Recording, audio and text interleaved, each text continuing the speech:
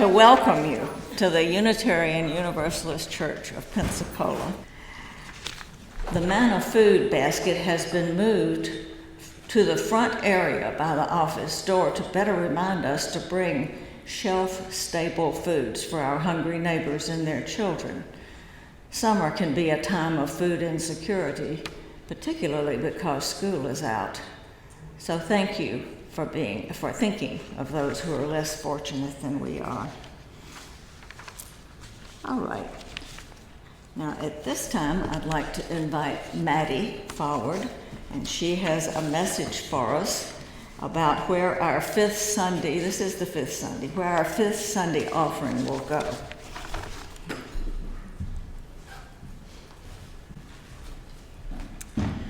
Hello, good morning, y'all. I'm Madeline Insaldo Satterwhite, and this video will be part of the Fifth Sunday collection today, happening later in the service.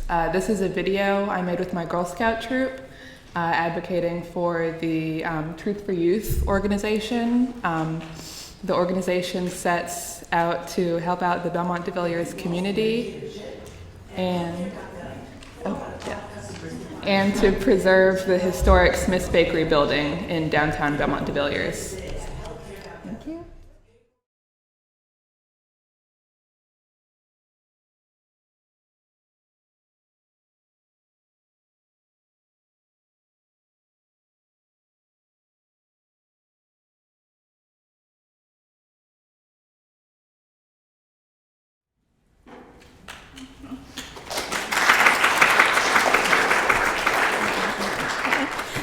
When we take our offering, as is our custom on fifth Sundays, in months that have 5 Sundays, this month it will go to Reverend Powell and his Truth for Youth plans.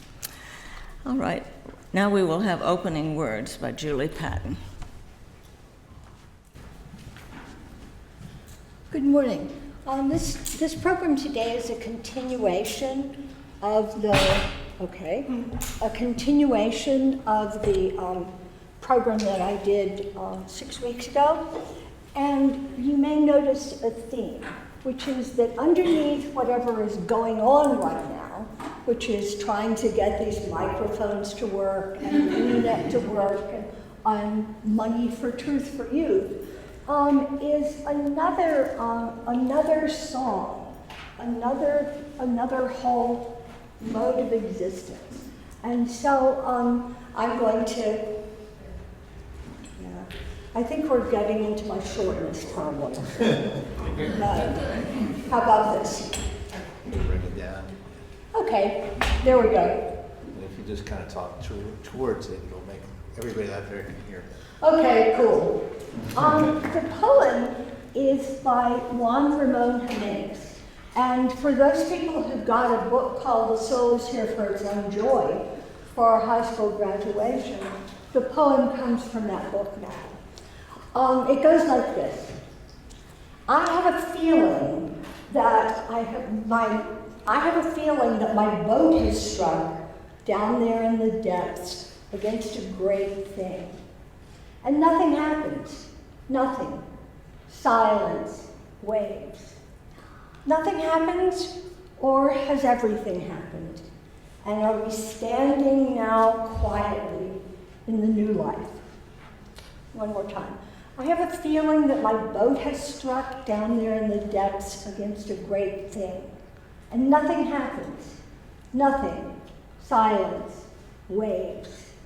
Nothing happens, or has everything happened? And are we standing now quietly in the new life? Now invite you to center yourself and enjoy a video that has all 8 of our principles on it.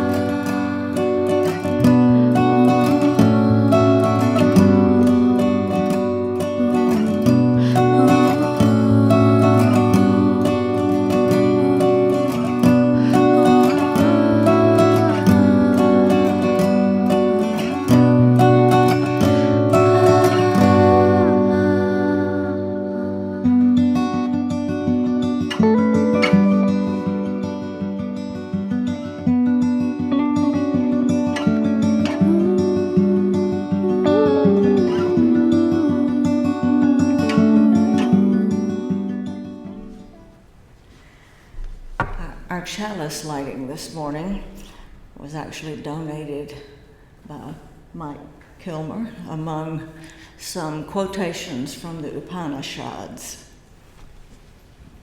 And Julie will light the chalice. May peace radiate there in the whole sky, as well as in the vast ethereal space everywhere. May peace reign over all this earth. Now, if you are willing and able, will you rise and we'll sing hymn number 108 in your hymnal, and the choir will come forward to help lead us. After the hymn, we'll remain standing for our covenant.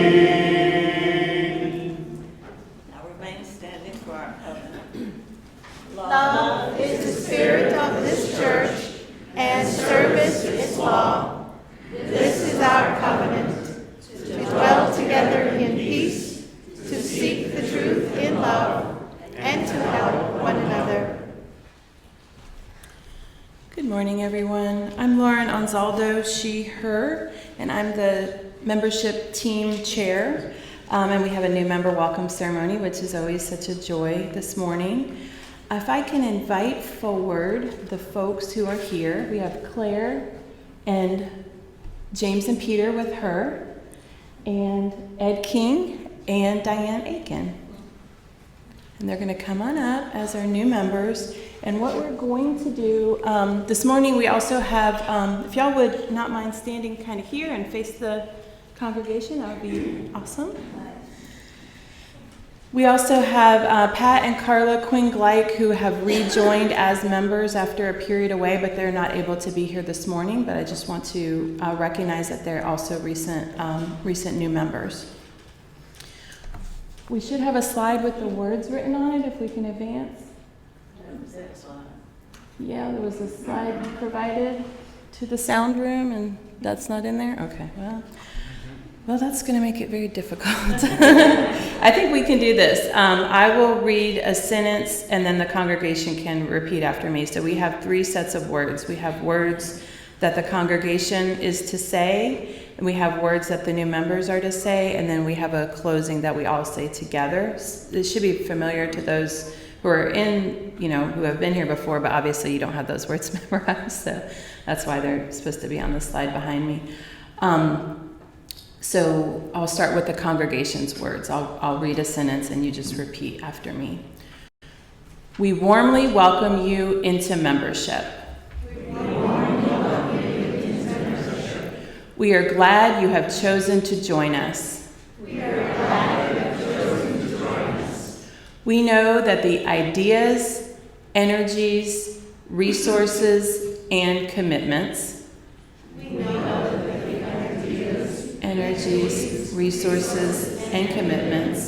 which each of you bring will greatly enrich our vibrant and growing community.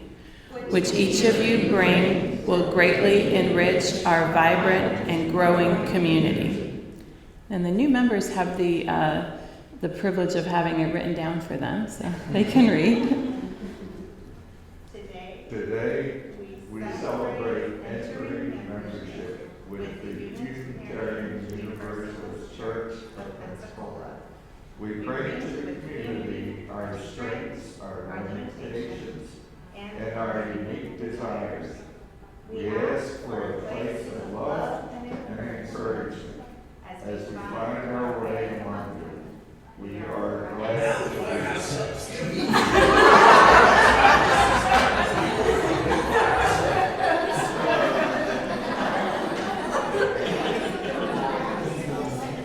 Sorry about that.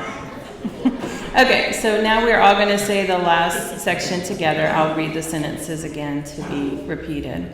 This is everyone, including the new members. We commit ourselves to an ever-increasing understanding of right relations among us. We commit ourselves to an ever-increasing understanding of right relations among us. We value honesty, direct speaking, and courtesy in our conflict. We value honesty, direct speaking, and courtesy in our conflict. Courage in our speech and integrity in our action. Courage in our speech and integrity in our action. We hold one another accountable to our very best intentions. We hold one another accountable to our very best intentions. May we be true to ourselves, true to each other.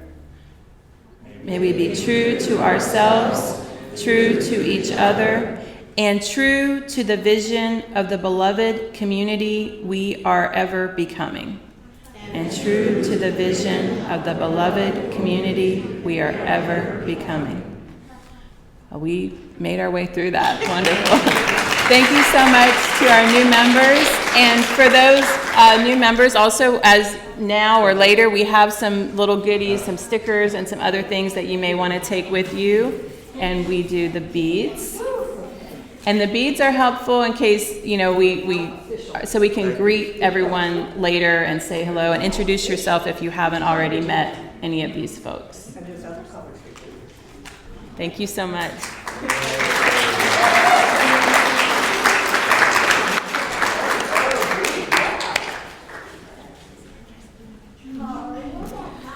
Okay, and now I will invite our children to go to their classrooms and we will sing them out. Go.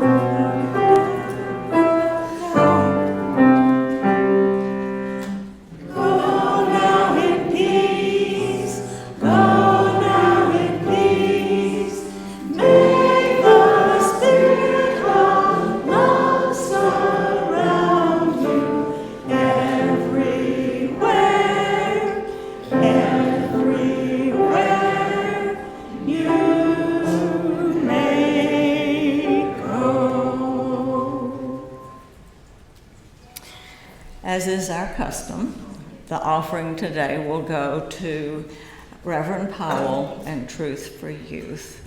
And now, if our faithful collectors will pass the baskets, we'll have the collection.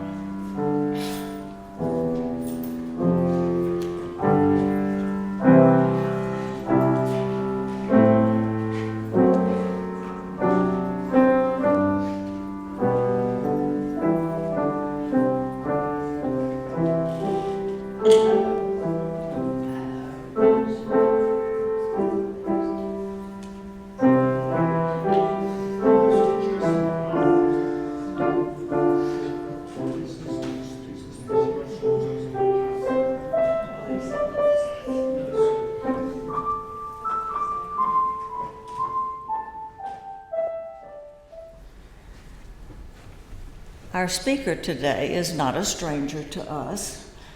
Julie has been a friend of this congregation's for 30 years, long time anyway. A long time ago, when we were on Scott Street, she was a member temporarily. Her background is in social work. She has a master's degree, and she has worked with mental health, with cancer, with general surgery in hospitals, and with hospice, and her lifelong interest in spirituality keeps me on my toes. Anyway, here is Julie.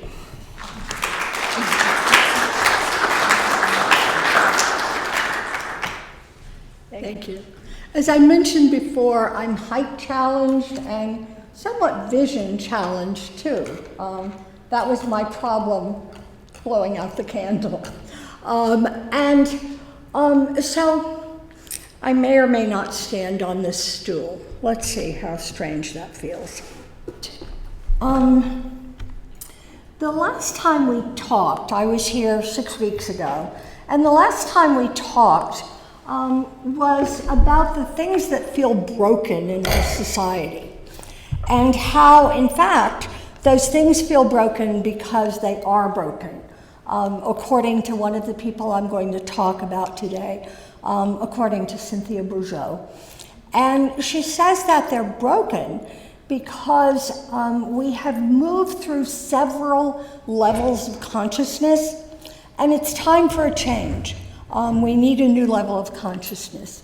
We had the archaic level, which we don't know much about. We had the magical level, the mythical level, and we're just in trouble right now with kind of the mental rational level, which is the one that started in about the 13th century and has served us very well. By using this way of thinking and assessing things, we've made tremendous advances in medicine, in engineering, in all kinds of things that have allowed us to live in the world that we have today. My favorite is air conditioning, okay? Because I lived here as a child, and so basically I know what it is to be really hot, and I appreciate air conditioning. We live in an amazing cosmos, and we inhabit it as though we are the center of the universe. We inhabit it as though it belongs to us, and in really the predominant religion in the Western world, we were told that it belongs specifically to men, not women, not anybody else, but just to men, and that those men have dominion over the whole earth, over the animals, over the people, over everybody. And with that dominion, we've gotten to a point where we've mostly destroyed our earth, we've used the resources as our own.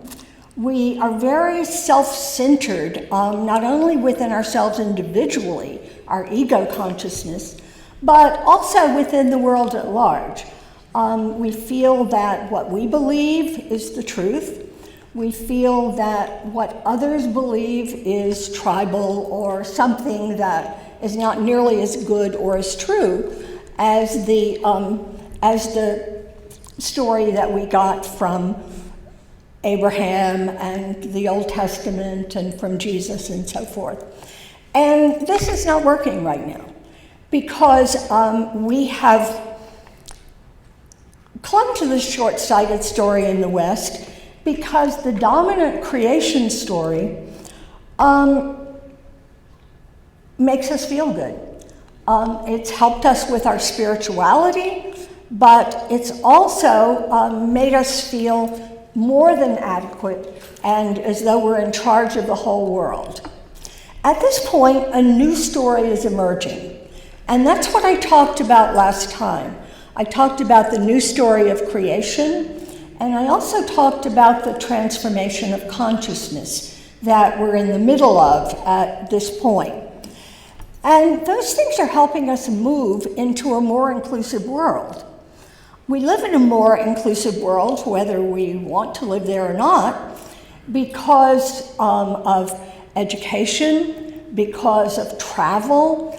We have traveled all over the world. People from all over the world have traveled to see us. And we know that when we know these people personally, they're not monsters. There's nothing wrong with them. They're just like us. And their culture and beliefs are somewhat different. But this is the point where all of those cultures and all of those beliefs are out really for us to participate in. There's a Buddhist temple in Pensacola, there's a Hindu temple, there's a place for Islam. There are just all kinds of groups that are gathered here who challenge our sense of dominance and supremacy. And on the news, we can watch this morning or this evening a war that's unfolding in Afghanistan that really does not touch us in any physical way, but is really always there in our consciousness. We can watch other wars, we can watch our politics unfolding, and in all kinds of ways, really, we are very aware that we are not the only nation, that we may not be the dominant nation, but we are a powerful nation that in some way has to respond to this. It's not an option to go on living in the old world without moving on to new beliefs and new traditions. Right now, though, we're torn apart because half of us don't want to move on. I'm going to the school board meetings frequently with Paula, and there's clearly a group of people who don't want anything to change. The story that we grew up with is just fine with them. It's really perfect, and they would like for all of us to adapt the world to what it is they believe and to spare them from all of the things that they don't believe or feel are not worthy of their attention or are in some way pornographic and so forth. So one of the things so that's the tension, and it's a tremendous tension. I am thinking about this most of the time, not because I choose to, but just because there's a great deal of tension in the world, people coming up against one another, issues with guns, issues with beliefs and things like sexuality that the group that wants to go backwards is not even willing to talk or think about, but that's front and center for people who are examining their sexuality and feel that that needs to be recognized. So what we need to do is work this out in some way. And I think that since the 50s and 60s in this country, there are some tools that have come to us that may help us work it out if we survive long enough to use them. But last time we talked about outer space and Hubble photos and so forth. This time I'm going to talk a bit about inner space. And the new tools that come to us come from the Nag Hammadi scrolls, the Dead Sea Scrolls, and so forth. And what they are giving us is a different picture of Jesus of Nazareth and what he came to do, and ways in which he really urged us to change ourselves inside rather than decide whether homosexuals are okay or abortion is okay or all of these things that we're really hung up on right now. And we suppress that kind of wisdom tradition that Jesus introduced. And basically, the suppression came because the New Testament was not written until 100 years after the death of Jesus. And then for the next 300 or 400 years, the Romans had conquered the world and were enjoying the spoils, one of which was the ability to really put the Bible into stories and into books and to tinker with it a little bit so that we had magical stories and things that don't really make a lot of sense to modern people. And they wanted to be dominant, and they were dominant for a very long time. There were some revolutions where basically we insisted on being Protestant, where the Anglican Church broke off, where in all kinds of ways there was insistence on slight changes in the narrative. But basically, the narrative didn't really change in basic ways. It continued to be very heavily mythological, very heavily metaphoric, and to ignore what was happening in the world of science, the Enlightenment, all of the great advances that came because we had this mental rational mindset. And then in the 50s and 60s in this country, something very exciting happened. What happened is that more people began to be educated. Women went to school, they went to college during the war, they did the jobs that men had been doing and so forth. And these women were not really willing to go back to their households and their high heels and so forth. For the most part. And so women were, the voice of women was beginning to influence the world a lot. The hippie movement, which is not frequently thought of as really serious, but did some very serious things for the society, had people, included people who went to India, who went to Nepal, who climbed the Himalayas, and who came back with meditation as one of the things that they really acquired in the East. At the same time, the Catholic Church was working on meditation, because as all these people came to Boston, which was where Thomas Keating was, they often stopped at the rectory where he was the abbot on their way to the building down the street that was teaching meditation. And they wanted to know what it was and how to get there. And he really decided that the Christian faith had at one distant point, meditation as one of the things that came with it. And he needed to work out a way to bring that into the Christian world. And Cynthia Bourgeault is a woman who worked with him, who wrote a book called, or came to him later, who wrote a book called The Wisdom Jesus, which kind of retells the story of Jesus in relation to his being a wisdom teacher rather than somebody who came to save the world, and began to resurrect this meditative tradition that had been really kind of squashed in the Western tradition for 2,000 years when the Romans took over. And so this has become an important spiritual technology that a lot of people are doing to change the way they think and to transform their egos into something more appropriate to these times.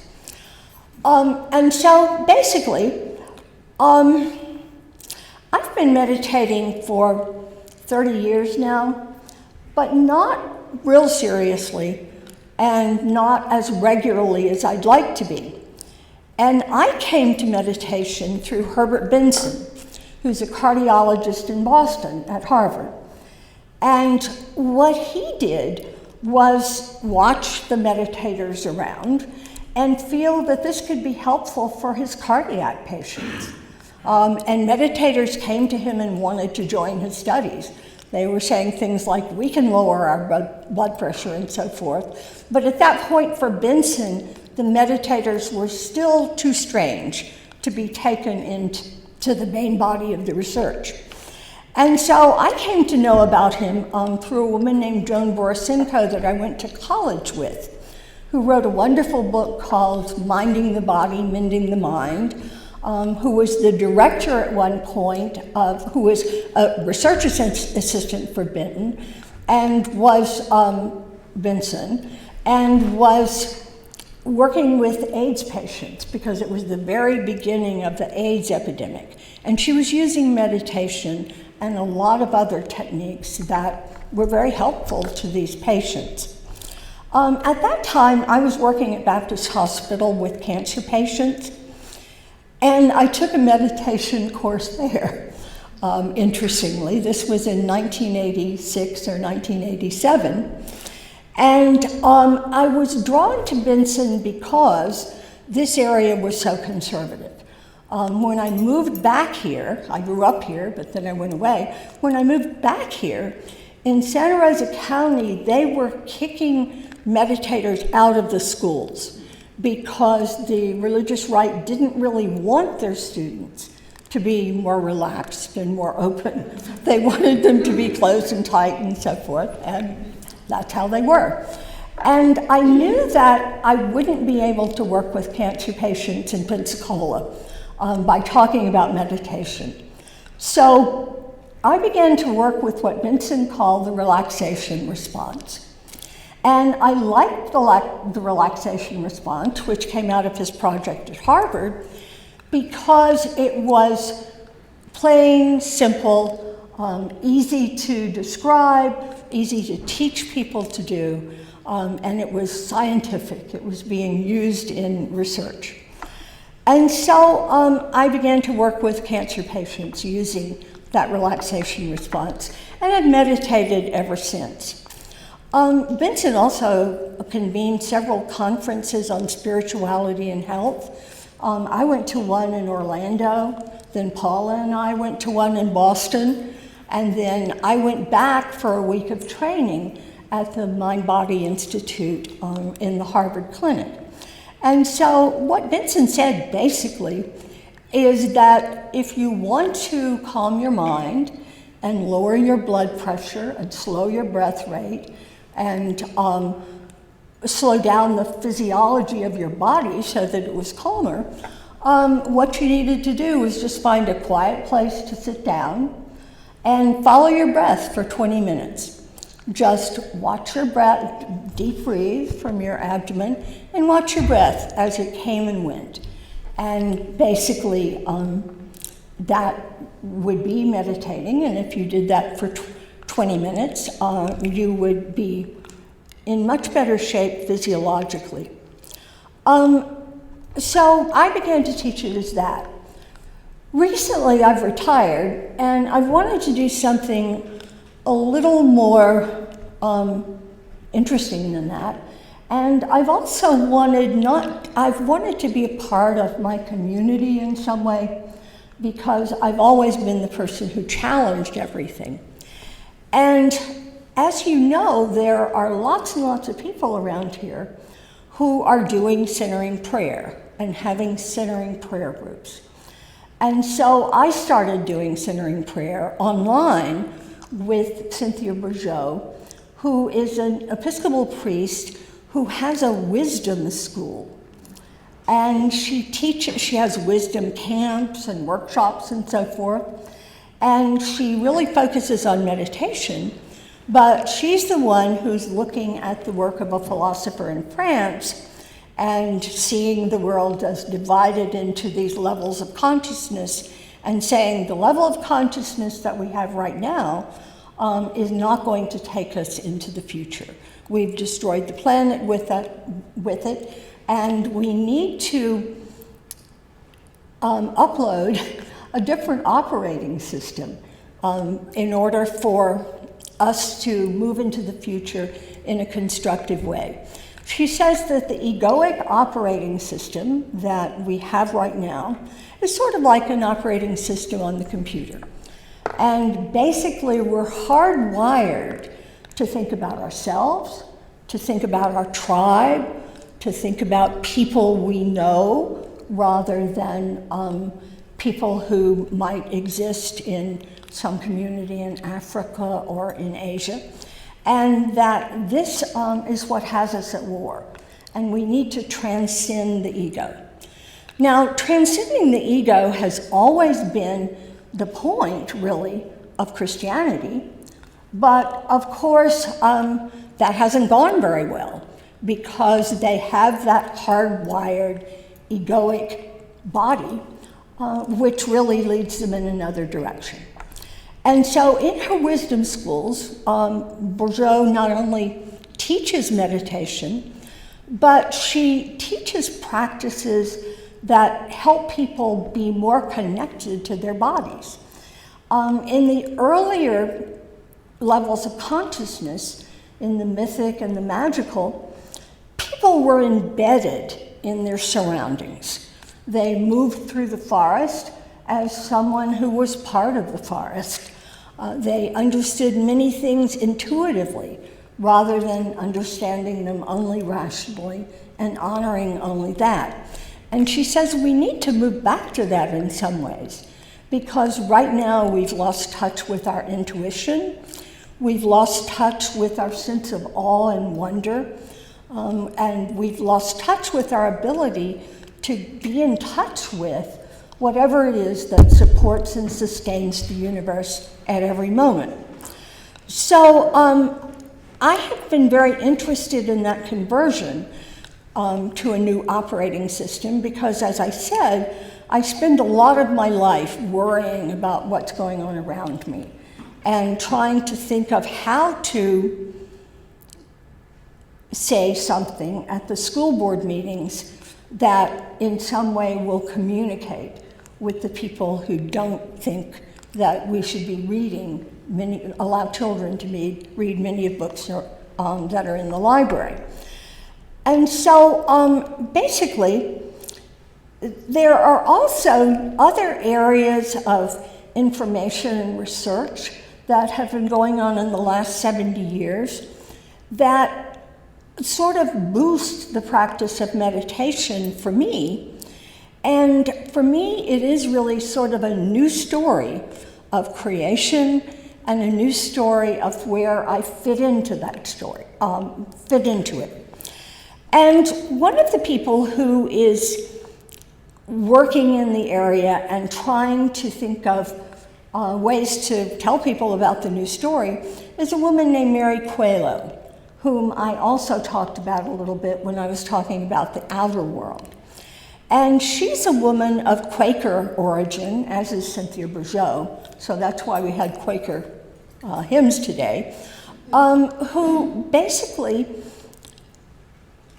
is a scientist who taught in high schools and college and then became a theologian in midlife and went to seminary and so forth. And she's looking at a new story in terms of what's happening in quantum physics, what the theory of relativity has given us, and what quantum physics has brought to our understanding of the world. And the most interesting part of it to me is really the simplest part. The simplest part is that what she and many scientists are saying is that we are 99.9% space. In our bodies, we are 99% space. And that in the past, we've looked at the world, we've looked at ourselves as very solid. You know, we've seen this as a singing bowl that is solid and can be beaten on and so forth. But in reality, if we break the singing board down, we don't find anything solid. We only find 1.1% of the singing bowl that is mass rather than space. And so this idea of space inside is also reflecting the idea of space outside. Last time we looked at planets and supernovas and huge happenings in the outside world, but there are huge happenings in the inside world too. And what quantum physics has found is that the inside world has this vast amount of space, that if you took what was solid in me and removed all of the space, I would be smaller than a grain of rice. That's how much mass there is, as opposed to space. And what's happening in this space, we don't really know. We have mass, we have the interdependent web of being that the Unitarian Church talks about, and we have people connecting in a physical world, but the part of it that's physical is very much overwhelmed by the part of it that's spacious. And what Mary Coelho calls the spacious part is the plenum, you know? And it's really kind of undefined. It's a space that has energy and that has dynamism, that's evolving, so that the new story is of an evolving world. And it seems to support all of life. It seems to be there all the time, not just in the beginning, really supporting the lives that we lead and the planet as we know it and the cosmos as we know it. And so for me, this has become a vision, a new vision of the divine, of what the infinite is like. You know, it seems to be, the plenum seems to be full of electricity, electrical activity. We're full of electrical activity. And in addition, the molecules in the plenum seem to be indeterminate. This is the principle of indeterminacy. What quantum physics says, what Mary Coelho says, is that you really can't tell from a series of events how the process is going to come out, because there are points at which it may go this way and it may go that way. And that sort of introduces a notion of freedom and also a notion of how we influence the unfolding of the earth and the constant creation of the earth through our decisions and our actions. And in addition, when I meditate, I can feel that energy after 7 or 8 minutes. You know, that point that Benson described as the point of change in how you're relating to the meditation. And to me, that is a something, a substance, whatever, that is mostly what the universe is made up of, although we can't describe it and we can't see it. And in meditation, I feel that substance kind of dripping into me. I think that I'm intertwined with this plenum, and that is the support and warmth and whatever that we've always thought of as God, of the holy. We've thought of it as the holy. We've thought of it as the infinite. And so I now have for myself a religion, basically, that has a story of creation that started with the Big Bang. It's not anthropocentric. People are not at the center of it. It's not the province of men. We're all included in it. And it's creative, and it's dynamic, and it's always evolving. And I feel that I take part in that evolution, that what I think or what I do and so forth really has a small influence on how the world goes and the decisions that are made in the outside world. And so I just wanted to share that. I'm looking at the clock and realizing I need to stop. But I just wanted to share that with you today because I think it's a universal system that is more like a cosmic Christ than the central figure of any of the religions that we have in the world. And I think it includes everybody, everything, and some vision of our cosmos as being dynamic and always full of energy, like that little 5-year-old who was dancing up here today. I was thinking that's the energy that we want to have. And that's what I really bring to you today. I'm going to close with a quote from Marcus Aurelius, who really was one of those becoming Catholics of the 12th or 13th century. But what he said is, "Thy aerial parts and all thy fiery parts, though they have an upward tendency, are overwhelmed here in the compound mass, the body." And I think meditation is a way of helping our beings and ourselves not be overwhelmed by the compound mass, the body. It gives us a way to feed our aerial parts so that we are lighter and airier and really see more of the truth rather than just seeing our minds thinking. And so we have a hymn that we're going to close with, and I think I'm going to leave you with that. And then we made a space if anybody wants to talk about this a little bit after the service. But basically, we're ready now to sing another Quaker hymn. And I think the reason Quakers are so insightful is that they never have lost their intuition. You know, they make that sort of the center of the services, where basically if they have something to say, if they're moved by the Spirit, they say it. Otherwise, they're just quiet. And I think out of that quiet has come really a new vision of what the world is like, really, rather than through the stories we've inherited, and what we're like, really. So we're going to move on to the song, but what I'm going to do first is something that we intended as the meditation, and I forgot it when I started. So basically, we're not going to actually meditate, but I want to show you the kind of meditation that Cynthia Bourgeot and her group are working with. And as I said, they're very careful to include the body. They're working with the work of Gurdjieff in Asia, Eastern Europe.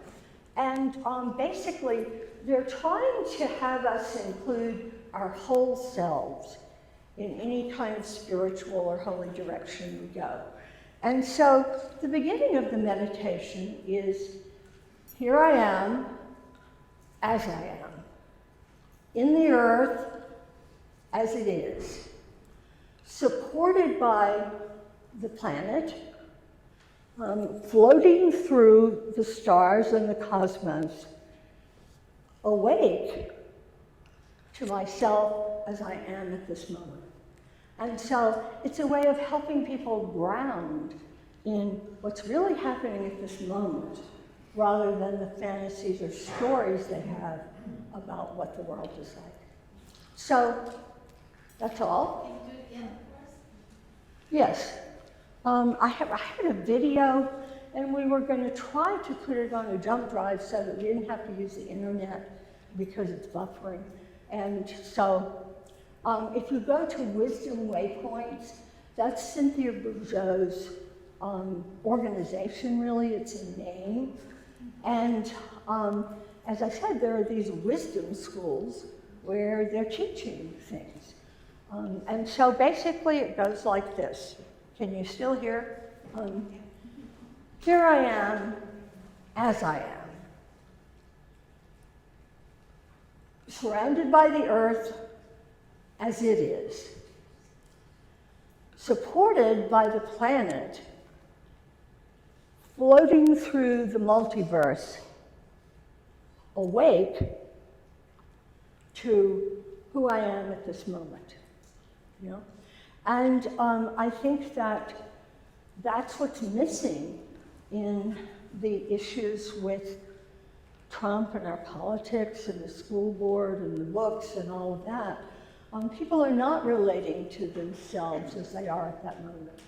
They're relating to the story that they have and what should or should not happen in the story. So thank you. And if you're interested in sticking around for a while, I'm willing to do that. But let's close with the Quaker hymn.